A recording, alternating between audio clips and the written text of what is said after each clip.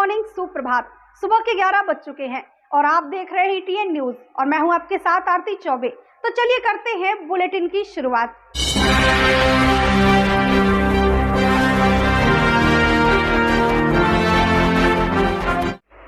फर्जी दस्तावेजों के जरिए सरकारी नौकरी हासिल करने का मामला अब कोई नई बात नहीं रह गया।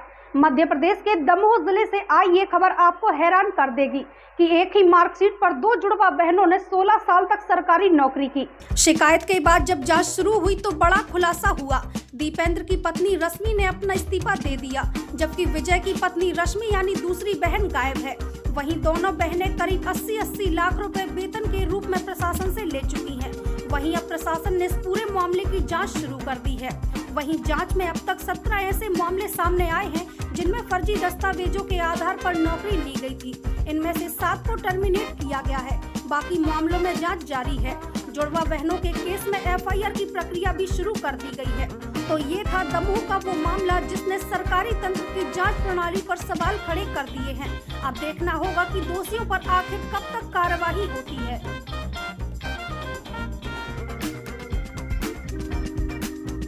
सर, 2 जुड़वा बहनों का मामला सामने आया है। एक ही मार्कशीट पर नौकरी कर रही थी, करीब 1.5 करोड़ से ऊपर तनख्वाह ले चुकी है। क्या है पूरा मामला? इस संदर्भ में जो जांच का प्रकरण है वो पूरा का पूरा जॉइंट डायरेक्टर सागर स्तर पर लंबित है ना।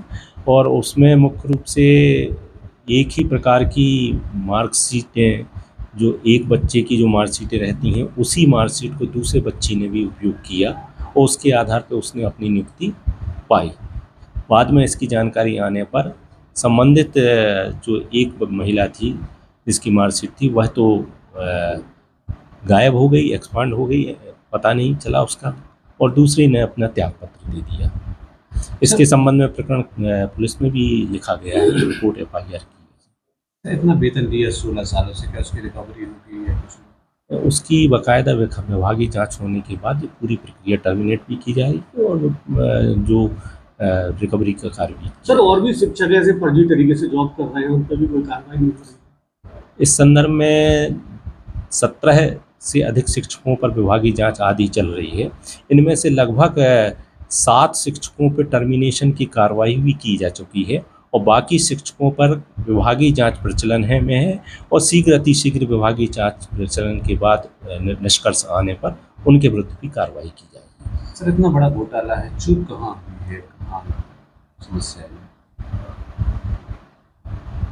निसंदेह जो है वेरिफिकेशन की कार्य होना चाहिए यूनिवर्सिटी को, और यूनिवर्सिटी से तो भी वेरिफिकेशन आया है, परंतु ये पता नहीं लगा पाए उस समय कि ये मार्कशीटें एक ही व्यक्ति के द्वारा अलग अलग, 2 व्यक्तियों के द्वारा अलग अलग उपयोग की जा रही है, उस समय पता नहीं चल पाया। पटेरा क्षेत्र से एक बड़ी खबर सामने आई है, जहां एक बारात से दहेज का सामान लेकर लौट रहा ट्रैक्टर हादसे का शिकार हो गया। हादसे में कोई जनहानि नहीं हुई है, लेकिन दहेज का काफी सामान क्षतिग्रस्त हो गया है। हादसे के पीछे बस और ट्रक चालकों की लापरवाही भी सामने आई है। यह हादसा कुंडलपुर से आगे कोटा रोड के समीप उस समय हुआ जब मजबा खेड़ा से जा रहा ट्रैक्टर तेज रफ्तार बस द्वारा ओवरटेकिंग किए जाने से अनियंत्रित होकर सड़क के किनारे पलट गया। बताया जा रहा है कि ट्रैक्टर बारात से दहेज का सामान लेकर वापस लौट रहा था। बता दें कि पटेरा के नजदीक यह हादसा हुआ है। ट्रैक्टर के पलटने से उसमें रखा दहेज का कुछ सामान पूरी तरह से क्षतिग्रस्त हो गया है। गनीमत यह रही कि उसमें कोई व्यक्ति घायल नहीं हुआ।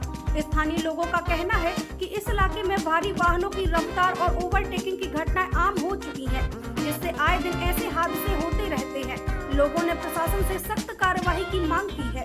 वहीं स्थानीय निवासियों ने बताया कि ये रोज का मामला हो गया है। बस और ट्रक छोटे वाहनों को जबरदस्ती ओवरटेक करते हैं, जिससे यह हादसे हो रहे हैं और कोई सुनवाई नहीं हो रही है। तो यह था पटेरा का एक और हादसा जिसमें कोई जान का नुकसान नहीं हुआ है। लेकिन सवाल यहाँ यह उठता है कि क्या ऐसे हादसों पर लगाम लगाने के लिए प्रशासन कुछ करेगा या फिर ऐसे ही छोटी गाड़ियों की जिंदगी सड़कों पर जोखिम में पड़ती रहेगी।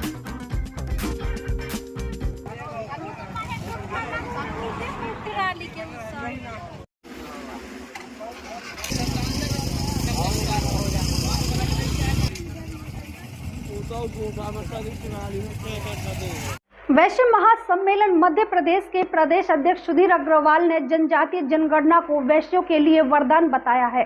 दमोह के एक होटल में आयोजित पत्रकार वार्ता के दौरान उन्होंने संगठन की योजना और प्रभावी कार्यक्रमों की जानकारी भी दी है।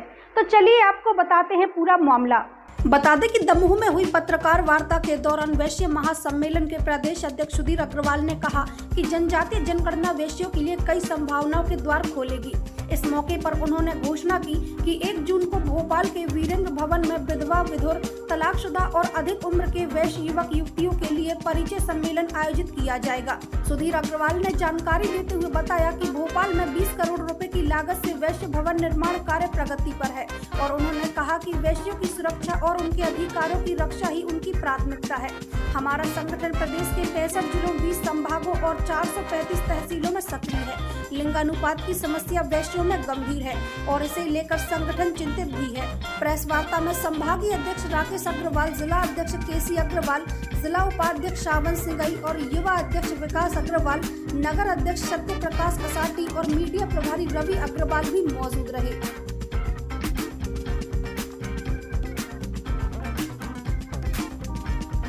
अभी तक की खबरों में बस इतना ही। अन्य खबरों के साथ जल्दी होगी आपसे मुलाकात। ताज़ा तरीन खबरों में बने रहने के लिए हमारे चैनल को सब्सक्राइब करें और लाइक करें और खबरें पसंद आए तो शेयर करें।